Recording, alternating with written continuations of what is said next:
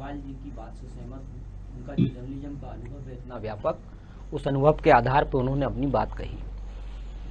लेकिन एक बात मैं यहाँ बताना चाहता हूँ कि उस आपातकाल में जो 38-40 साल पहले था, लोग भूखे नहीं मर रहे थे, लोग जो है बगैर इंजेक्शन के अस्पतालों में नहीं मारे गए, लोगों के साथ अन्याय नहीं हुआ, 1 रुपए की चीज 10 रुपए में नहीं मिली, नदियों ने लाशें नहीं उगली।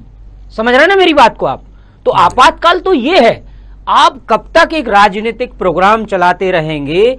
इतना एक घटना हुई, वो घटना समय और परिस्थितियों के हिसाब से हुई होगी, लेकिन उस घटना में हमारी राजनीति परेशान हुई, लोकतंत्र परेशान हुआ, लेकिन आम जनता पीड़ित नहीं हुई।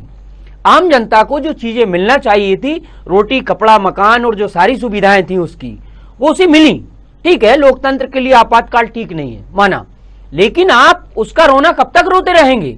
और आज तो आपने हद कर दी कि आप मुंह पे काली पट्टी बांध के खुद सरकार में बैठे हैं, प्रधानमंत्री आपका, मुख्यमंत्री आपका, उसके बाद आप काली पट्टी बांध के और उस 75 साल पुरानी बात कर रहे हैं, इतनी पुरानी 35-40 साल पुरानी। लेकिन आज जो हो रहा है, आज नदियां लाशें उगल रही हैं, लोगों को जो है, आप इंदौर में ही देखिए ना कितना बड़ा रेमडेसिविर नकली बनाने का मामला चला, डॉक्टर जिसमें इन्वॉल्व थे, पुलिस के अधिकारी जिसमें इन्वॉल्व थे, कुछ ऐसे नाम भी सामने आए, क्योंकि बगैर उसके तो आपातकाल ये है। जब लोगों को भोजन नहीं मिला, 10 रुपए की चीज आपको जो है 100 रुपए में मिली, लोग बाहर नहीं निकल पाए, केवल सांसों पे जिंदा रहे, लोगों का रोजगार छिन गया। आज देखिए आप आज क्या हालात है। मुझे लगता है कि आपातकाल ये है, और हम ये जो कोरोना काल है, ये भविष्य में ऐसे ही मनाया जाएगा, ये भाजपा का आपातकाल कहलाएगा।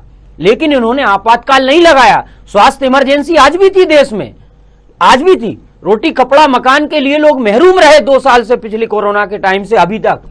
और इस समय एक और बात मैं बताऊंगा आपको, लोग कहते हैं अर्थव्यवस्था गिरी, लेकिन इस समय जो लोग धन कमा रहे थे, उन्होंने व्यापक तरीके से धन कमाया, चाहे वो डॉक्टर हों, अस्पताल के संचालक हों, या ठेकेदार हों जो सरकार के पसंद के हैं, है ना। तो आपातकाल काहे को कहते हैं जनता के लिए?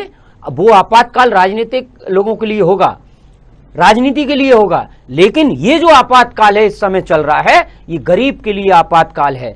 ये जो है, जो 2 जून की रोटी कमाने वाला और जिसकी 10,000 रुपए की सैलरी में वो पूरे परिवार को संचालित करता है, उस व्यक्ति के लिए आपातकाल है। मैं तो ये परिस्थिति पूरे जीवन नहीं भूल सकता कि लोग अपनी जमीनें बेच के और घर बेच के डॉक्टर को हाथ जोड़ के पैसे दिए, और उस मरीज को जो है पानी का इंजेक्शन लग गया। कहां है सरकार की निगरानी? क्या कर रहे हैं आपके स्वास्थ्य कर्मी? क्या कर रहे हैं आपके मिनिस्टर? क्या कर रही है आपकी पुलिस? तो इमरजेंसी से बदतर हालात तो ये हैं। इस हालात को ही संभाल नहीं पाए, और उसका जो है दुखड़ा, और पूरा आपातकाल पे आज भी आप थोप रहे हैं उस बात को। आज आपको ये नहीं पता कि आज देश किस माहौल में जी रहा है। आप जाइए तो स्लम एरिया में, एयर कंडीशनर में बैठ के सीएम साहब प्रेस कॉन्फ्रेंस कर देना, या किसी मिनिस्टर का बहुत आसान काम है। लेकिन आप जब स्लम एरिया में जाएंगे, उस झुग्गी वाले के पास जाके देखिए। हम लोग पत्रकार हैं, हम जाते हैं, सबसे मिलते हैं। अगर मिनिस्टर के यहाँ हमारा जाना होता है तो झुग्गी में भी हमारा जाना होता है। आप उन परिस्थिति को देखिए, आंखों से आंसू निकल जाएंगे।